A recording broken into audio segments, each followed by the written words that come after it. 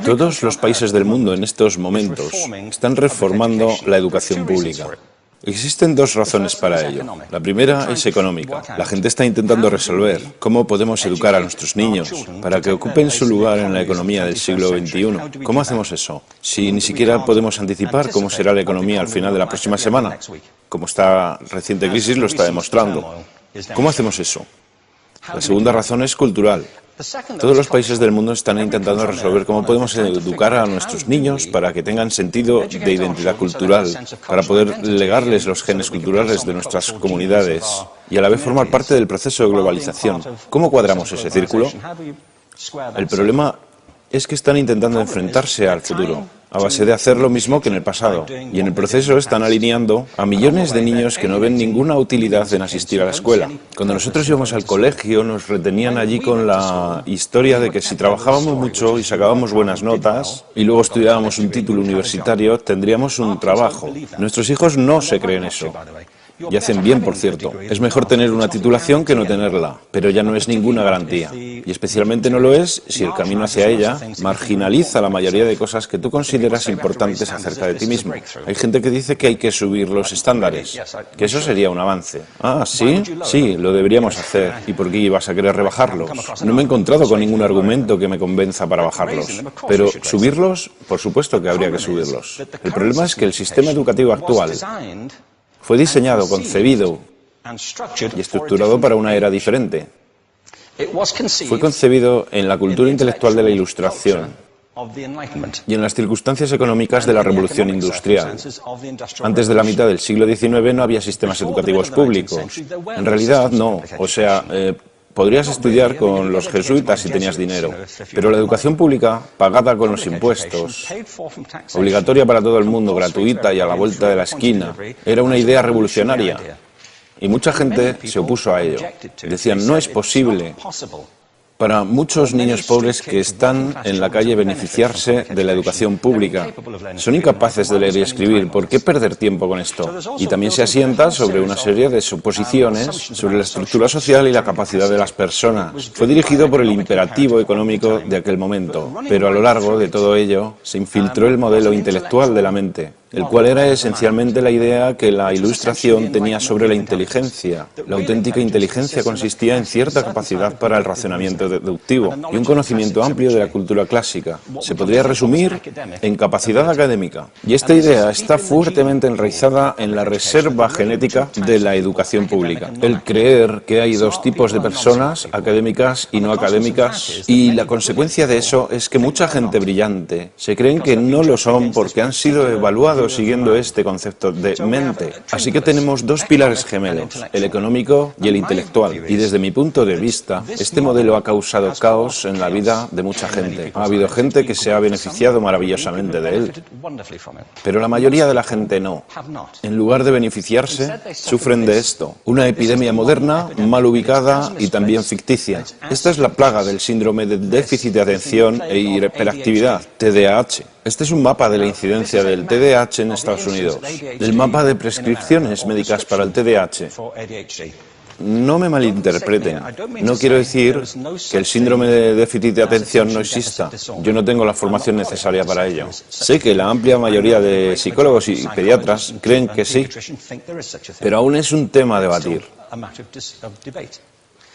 Lo que sí me consta es que no se trata de una epidemia.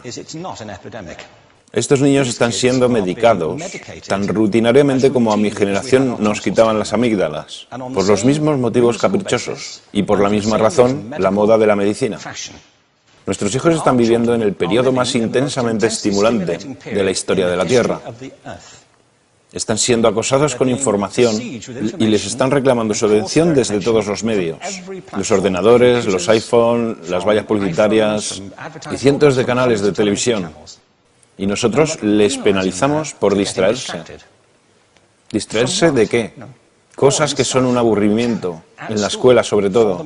Me parece a mí que no es totalmente una incidencia el hecho de que la incidencia del TDAH haya crecido paralela al incremento de los test estandarizados. A estos niños se les está dando cosas como Ritalin, Adderall, a menudo medicación bastante peligrosa, solo para hacer que se concentren y se calmen. Pero según esto, el déficit de atención aumenta al ir al este de este país. La gente empieza a perder el interés en Oklahoma.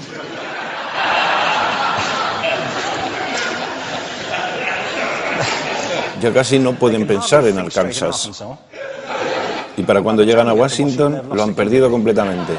Y hay distintas razones para ello. Es una epidemia ficticia.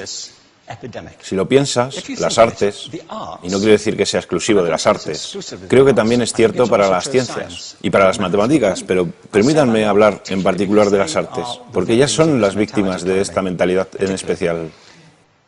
Las artes tratan especialmente la idea de experiencia estética. Una experiencia estética es una en la que tus sentidos están funcionando a su máxima capacidad. Cuando te hallas presente en el momento actual, cuando vibras con la emoción de lo que estás experimentando, cuando estás plenamente vivo. Y la anestética es cuando cierras tus sentidos y te atontas ante lo que está sucediendo. Y muchos de estos medicamentos hacen eso. Estamos haciendo pasar a nuestros hijos por el sistema educativo a base de anestesiarlos. Y yo creo que deberíamos estar haciendo exactamente lo contrario. No deberíamos adormilarlos, sino despertarlos para que vean lo que sucede en su interior. Pero el modelo que tenemos es este. Yo creo que tenemos un sistema educativo modelado del interés de la industria a su imagen y semejanza. Les daré un par de ejemplos. Las escuelas aún están organizadas como si fueran fábricas. Tienen timbres que suenan, instalaciones separadas, están especializadas por asignaturas. Aún educamos a los niños por lotes. Les hacemos pasar por el sistema según su grupo de edad. ¿Por qué hacemos eso? ¿Por qué suponemos que lo más importante que los niños tienen en común es su edad? Parece como si lo más importante de ellos fuese su fecha de fabricación, ¿no?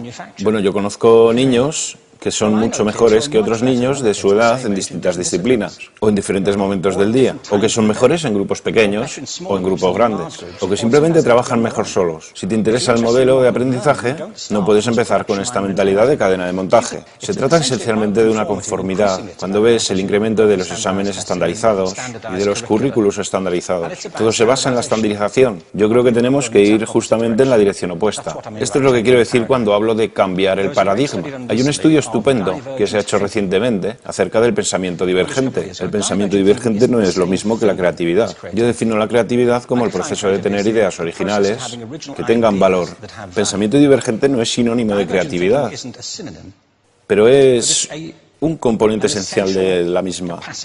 Es la capacidad de ver montones de respuestas posibles a una cuestión. Montones de maneras diferentes de interpretar una cuestión. Pensar lateralmente, como lo llamó Edward de Bono. No pensar solamente de manera lineal o convergente. Ser capaz de ver múltiples respuestas y no solo una. Así que yo diseñé un test para esto y voy a inventarme un ejemplo. A la gente se le puede preguntar cuántos usos se le ocurren para un clip. A la mayoría se les ocurren unos 10 o 15. A la gente que se le da bien se le pueden ocurrir 200. Y lo hacen porque preguntan, ¿el clip podría estar hecho de goma y medir 60 metros? ¿Tiene que ser un clip tal como lo conocemos? Bueno, pues diseñé el test y lo probé con 1.500 personas. En un libro titulado Más allá del punto de ruptura, y en el protocolo del test, si superabas una puntuación determinada, se te consideraba un genio del pensamiento divergente. Así que quiero preguntarles, ¿qué porcentaje de la gente que hizo el test puntuó como genio en pensamiento divergente? Y debo decir una cosa más acerca de ellos. Eran niños de jardín de infancia. Así que, ¿qué opináis? ¿Qué porcentaje de genios?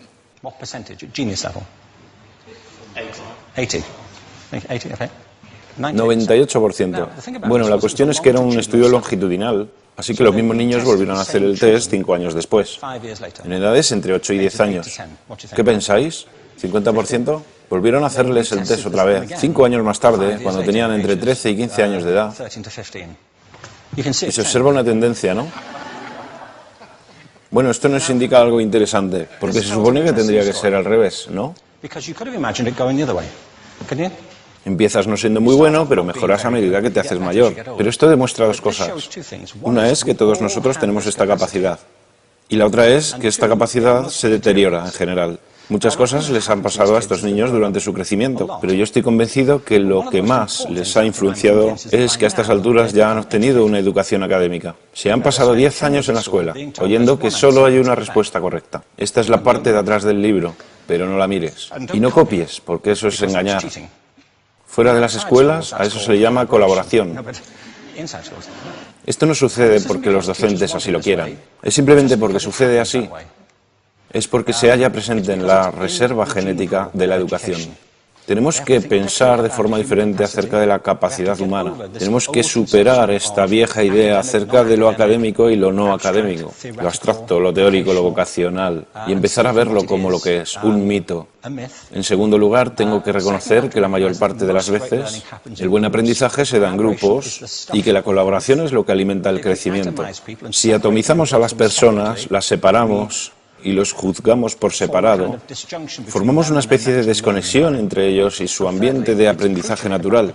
Y en tercer lugar, un asunto importante es la cultura de nuestras instituciones, los hábitos de estas instituciones y los hábitats que ocupan.